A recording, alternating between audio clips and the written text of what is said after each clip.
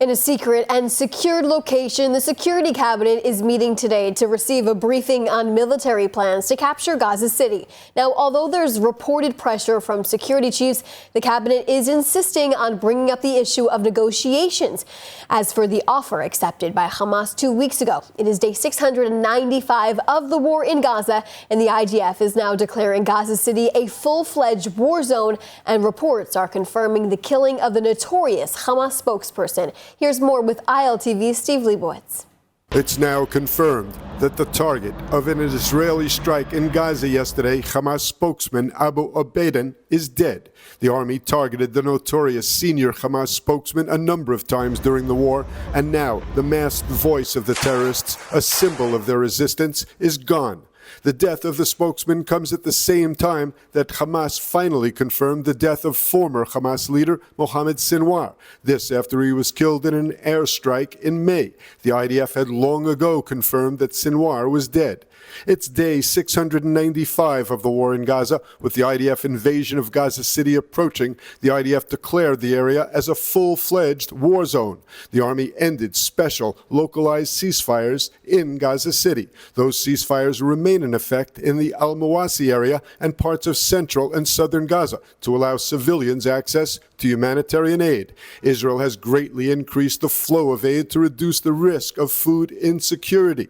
That restriction no longer applies in Gaza City. The IDF continues sending messages to Gaza City residents to leave, but so far with limited success. Israeli officials say that until now, only 10,000 out of 1 million residents have evacuated from northern Gaza. This is more slowly than anticipated. Over the weekend, the IDF intensified its ground campaign across the Gaza Strip, hitting dozens of terror-related targets. In southern Gaza, troops eliminated Hamas gunmen, while in Khan Yunis, troops are asserting control over the Magen Oz axis, a strategic corridor linking the east and western parts of the city. The army confirmed that it struck and killed Mohammed al-Aswad, a top Hamas security leader in Gaza. The army also announced the elimination of the most senior ISIS figure in Gaza, Abu Zubaydah. He was responsible for policy and overseeing activities across Gaza, Judea and Samaria, and Sinai. 7 Israeli soldiers were wounded when their armored personnel carrier drove over an explosive device in Zaytun. Meanwhile, the IDF announced the death of an IDF reservist killed in suspected friendly fire in southern Gaza. He was the 900th fallen soldier since the start of the war. The fallen soldier was identified as Sergeant First Class Ariel Lubliner, 34, from Kiryat Bialik. According to initial reports, Lubliner was killed by a bullet fired accidentally by another soldier. And in Jerusalem, the cabinet is meeting today to discuss the war in Gaza. Ahead of the meeting, cabinet ministers said that the phased hostage release and ceasefire deal proposal that has been put to Israel is no longer an option that Jerusalem will pursue. The cabinet has yet to formally discuss the proposed deal crafted by U.S. envoy Steve Witkoff and approved by Jerusalem last month, preferring instead to push forward with plans to capture and control Gaza City. Thanks, Steve, for that report. And the bodies of 2 Israeli hostages were recovered in a special operation by the IDF in Shin Bet inside of Gaza, bringing the total number of hostages now in captivity to 48. It comes as Prime Minister Netanyahu shares horrifying unseen footage from October 7th that shows the barbarity and level of depravity Hamas terrorists operate under. Here's what else you need to know. In a special, complex rescue operation carried out by IDF soldiers and special forces using precise intelligence, the bodies of Ilan Weiss and Didan Shtivi were located in Gaza. The IDF first confirmed on Friday they identified the body of 55-year-old Weiss, and during the operation, they located findings linked to another deceased hostage. Weiss was declared missing for 3 months after October 7th, before his death was confirmed in January 2024. On the morning of that Black Saturday, Weiss, who was part of the emergency response team on Kibbutz Be'eri, went out to open the weapons armory for members to protect and defend the kibbutz that day. His family never heard from him again, and it was determined Hamas terrorists killed him on October 7th and dragged his body into Gaza. His wife Shiri and daughter Noga were also kidnapped but were released in November of 2023. On Saturday night, following a complex identification process at Abu Kabir Forensic Institute in Jaffa, Prime Minister Netanyahu announced the second hostage they recovered as 28-year-old Idan Shtivi, calling him, quote, a man of great courage and heart. Shtivi just arrived at the Nova Music Festival on October 7th when chaos erupted and the peaceful spot became overrun by Hamas terrorists. Shtivi managed to evacuate and save lives of several concert goers before he was ultimately murdered and his body was dragged into Gaza. It's been 695 days since Hamas's horrifying and inhumane attack on Israel, killing more than 1,200 Israelis in heinous ways, injuring thousands more, and inflicting tremendous, deep mental scars on the innocent. Alongside the family, Netanyahu released video from that horrible morning, which was part of the 45-minute unedited video shown to journalists early on in the war. So grotesque, the video was not released to the public. The newly released portion of the video shows the Tassa family in their home in a moshav on the border of Gaza, which shows their 46-year-old father Gil with his two sons running to their bomb shelter outside before a terrorist threw a grenade inside of it, killing him. In their underwear, the two young boys were grabbed by terrorists and led towards the home, still in their underwear with their father's blood on top of them. As they go back inside, screaming for their father, a terrorist inside their kitchen takes a drink from their fridge. Quote, Shay, I think we're going to die, says one of the boys. They survived, but one of them lost vision in his eye. Joining us now to discuss the developments on the war in Gaza is Major General Reserves Gershon HaKohen. Thanks so much for being with us today. Thank you. I'm with you happily. First off, let's talk about these reports of Abu Ubaidah. We're actually hearing right now the defense minister confirmed the Hamas spokesperson is dead, believed to be dead. We thought earlier in the day from these Israeli airstrikes, but it is now confirmed. Right now, Israel is taking out prominent leadership like this. Does this embolden Hamas and its supporters when these leaders are eliminated by Israel? And what comes after an elimination like this? Nothing operationally will come after, but it is a great achievement because he is an icon for Hamas. He is a talent. We could really realize his talent in all the stagings that he made in the events that they designed with bringing back the hostages in a way that they really succeeded to exemplify themselves as victorious, as a group in power. And of course, what we have against Hamas is a war not only in the physical dimension, it is a war in all other dimensions, of course, the spiritual one, the religious one. Now, I want to talk about this war expanding into Gaza City, now deeming it as a dangerous combat zone. That's what the military is saying now. We know thousands of Palestinians actually are starting this evacuation, but only about 10 to 20,000 people have fled so far in recent days. There's estimated to be up to 1 million people in this area. Is there a possibility the majority of the population won't evacuate? And if this does happen, how will this impact IDF operations? We can realize that Hamas making obstacles to prevent the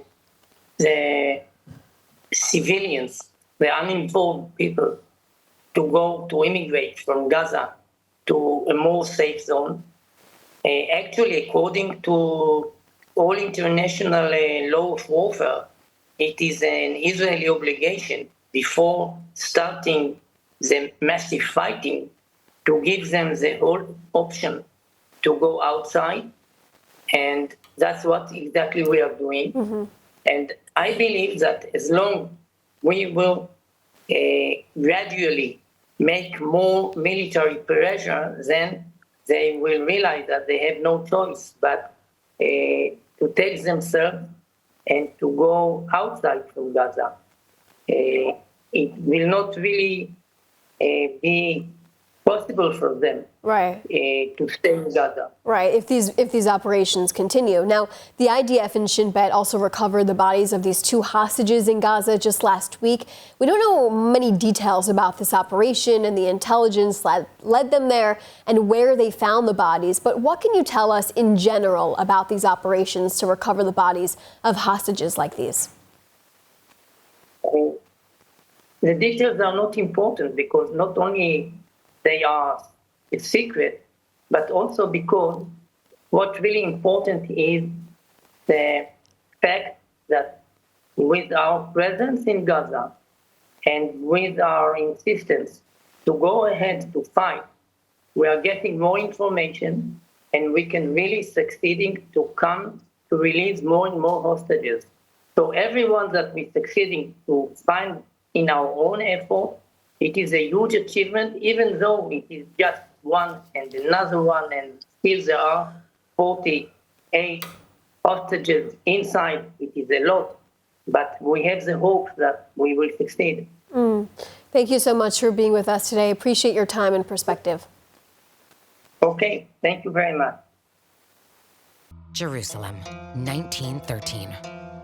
There's an epidemic. Up to 90% of children had trachoma. Thousands went blind. Yet one woman had a vision. It started with 2 nurses from America, and today it's 2 world-renowned medical centers, treating more than 1 million people a year, plus youth villages, saving hundreds of thousands since the Holocaust. This is the work of Hadassah, America's largest Jewish women's organization, and a life-changing force in Israel. We helped build Israel's health infrastructure, saved lives during every war and crisis. And now, Hadassah hospitals are pioneering personalized medicine with robotics, 3D printing, AI, and providing essential trauma care. For over 100 years, our vision has been clear: to help heal our world. This is Hadassah. It's now been confirmed that Israeli airstrikes in Sana'a on Thursday targeted and killed the Houthi prime minister and other members of his cabinet, with Israel calling the operation Strike on the Firstborn. Here's more with ILTV's Steve Leibowitz. Officials in Sana'a, Yemen confirmed that the Houthi prime minister and perhaps most of his cabinet were killed in Thursday's airstrikes by Israel. Israel had little intelligence on the Houthis before the start of the war in Gaza. Now intelligence managed to pinpoint the location of the Houthi prime minister and his government as they watched the televised speech by their leader, Abdul Malik al-Houthi. The Houthi rebels have now acknowledged that Prime Minister al-Rahawi was killed along with a number of other ministers, as yet unnamed. Israel confirmed that it targeted sites in Sana'a connected to Houthi rule and governance. An IDF assessment believed the entire Houthi cabinet, including the Prime Minister and 12 other ministers, were killed in the strikes, but Defense Minister al-Atifi and Chief of Staff al-Karim may have survived the attack. According to reports from Yemen, the Israeli Air Force struck about 10 homes and other sites where senior Houthi officials were gathered in Sana'a. Several government leaders were reportedly killed in a strike inside the presidential palace. The Air Force also targeted electricity sites. The attacks came after the IDF shot down 2 drones launched by the Houthis targeting Israel earlier on Thursday. Defense Minister Katz said after the attack, "After a strike of darkness comes the strike on the firstborn. Anyone who raises a hand against Israel, that hand will be severed." A day after the Israeli strike, thousands of Houthi supporters poured into the streets, joining the weekly pro-Palestinian rally in central Sana'a. The Houthis have been paying a heavy price for continuing to target Israel with rocket fire. Now many of the Houthi leaders have paid with their lives. The bigger question for Israel remains, what will it take for the Houthis to be deterred? The Trump administration is barring top Palestinian officials from attending the United Nations General Assembly. The State Department says the move underscores America's refusal to reward terrorism.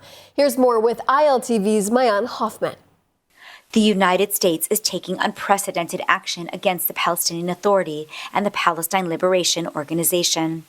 On Friday, Secretary of State Marco Rubio announced he is denying and revoking visas for senior PA and PLO officials ahead of the United States General Assembly.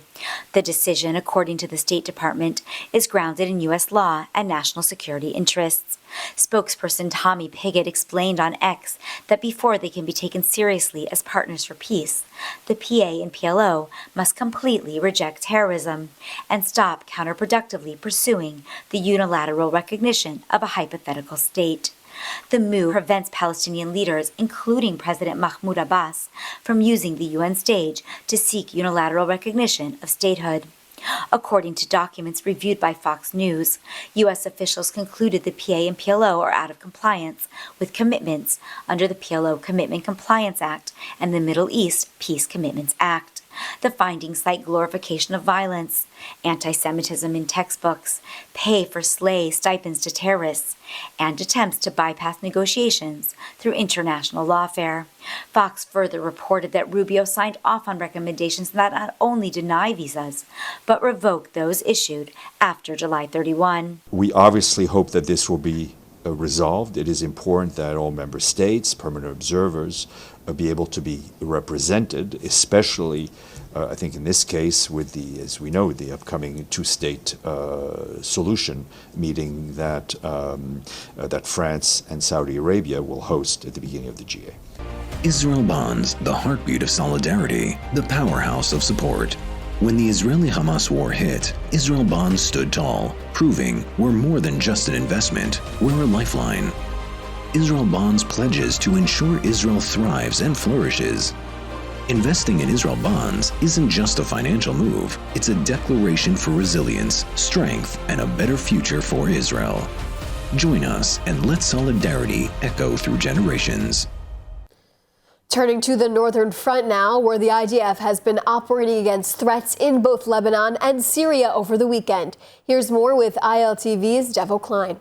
The IDF announced that several nighttime raids were conducted by the IDF, detaining several suspects in southern Syria accused of promoting terrorist activity against Israeli troops. During the raids, soldiers uncovered mountains of weapons in the areas of operation. The army says its forces remain deployed along the Syrian border, determined to block any attempt by terrorists to gain a foothold and to protect Israeli civilians. And this morning, the Air Force carried out airstrikes against Hezbollah targets in southern Lebanon. The army says it targeted underground infrastructure belonging to the terror group. The strikes come as the Lebanese government has vowed to take steps to disarm Hezbollah. Hezbollah, in turn, has vowed not to surrender its weapons. On the diplomatic front, the UN Security Council has voted to renew the UNIFIL peacekeeping mission in Lebanon for just one final year, ending its presence after 48 years. Israel is welcoming the decision, saying it finally recognizes what Jerusalem has warned for decades, that UNIFIL failed to stop Hezbollah from turning southern Lebanon into a military stronghold. The reality is that UNIFIL has failed in its mandate. Its presence has not prevented Hezbollah from building one of the world's most dangerous arsenals, nor has it upheld the very resolutions this Council adopted. UNIFIL has consistently overlooked Hezbollah's vast military buildup. The force was first deployed in 1978 to help stabilize the border following Israel's incursion into southern Lebanon. And for years, Hezbollah has violated UN resolutions, stockpiling tens of thousands of rockets under the nose of international observers. Israeli officials say the move to end the forces reflects positive developments as pressure builds on Beirut to dismantle the terror group's arsenal. The decision will close the book on one of the longest UN missions in history and signals a shift toward holding Lebanon responsible for what happens on Israel's northern border. The United States notes that the first I in UNIFIL stands for interim. The time has come for UNIFIL's mission to end. This is the last time we will support an extension of UNIFIL. The security environment in Lebanon is radically different than just 1 year ago, creating the space for Lebanon to assume greater responsibility. The U.S. ambassador says that in the new reality, Israel will continue to defend itself from Hezbollah. We also recognize Israel's legitimate security needs and interests, including the need to defend itself from Hezbollah. We are committed to the cessation of hostilities and will continue to support both our Lebanese and Israeli partners to sustain progress toward full implementation of UN Security Council Resolution 1701, the responsible drawdown of UNIFIL, and the strengthening of the Lebanese state. I thank you. And Turkey has announced new sanctions on Israel that could deeply impact relations between Ankara and Jerusalem, already strained since the start of the war in Gaza. Now, it's unclear whether the decision means that the Turkish airspace is now closed to Israel, a move that could increase the travel time of flights from Israel to countries like Georgia and Azerbaijan. A Turkish diplomatic source claims that it was only barging Israeli government flights and flights carrying weapons to Israel, and that commercial flights through its airspace would remain unchanged. The announcement follows reports that Turkish port authorities are not accepting vessels linked to or bound for Israel. Last year, Turkey severed trade with Israel worth $7 billion annually to protest the war in Gaza. The announcement by the Turkish foreign minister appeared to include a ban on commercial flights using Turkish airspace. And now a quick word about how you can support independent journalism. Here at ILTV, we're committed to bring you original reporting and stories from Israel that often don't make it into global spotlight. But if you value diverse perspectives and reliable coverage, consider subscribing through our app by scanning the QR code on your screen. Your support helps ILTV News grow and expand our reporting and ensure stories from this region are told with clarity and integrity. Together, we can continue building journalism that informs, connects, and inspires. And the European Basketball Championship is underway, and Team Israel is starting off right with a massive win in their first game against Iceland. ILTV's Devo Klein has more.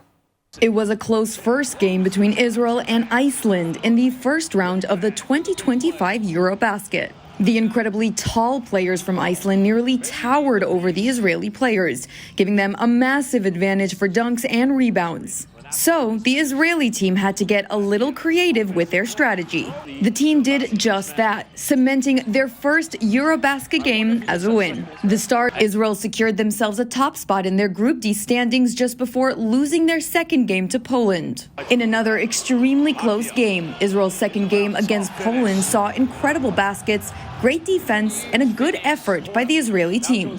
While the Polish team held the lead for the entire first half, incredible baskets by Deni Avdia brought the Israeli team to a 1-point lead by the end of the second half. But Poland were able to respond with a three-pointer, giving them a 2-point lead, all in the final moments of the game. With just over a minute to go, Israel stole the lead once again and just needed to maintain the deficit until the end. But with 13 seconds left, Poland got another basket, leaving the score 66-64 to Poland's advantage. The clock was running out and Israel had one chance to score. So when the buzzer rang and the ball was in the hands of Deni Avdia on the three and open to shoot, Avdia missed the shot, giving Poland the win. Today, Israel is slated to play against France, who are currently the top team in Israel's group standings. If Israel wins the game, they could jump as high as first in the standings, depending on the differential and standing system. Good luck, Team Israel. And let's take a look at the weather forecast today. Cloudy skies are expected around most of the country tonight, with temperatures reaching lows of 22 degrees Celsius or 73 degrees Fahrenheit. Then tomorrow we'll see sunny skies alongside hot temperatures, seeing highs of 32 degrees Celsius or 90 degrees Fahrenheit. That's a wrap for today's news. For the latest updates from Israel on all of your devices, be sure to follow our ILTV channels and our new live channel. You can also catch us on Screen IL with 24/7 live coverage. Stay informed with the latest news straight from the heart of Israel. I'm Shosh Bedrosian. Thanks so much for watching.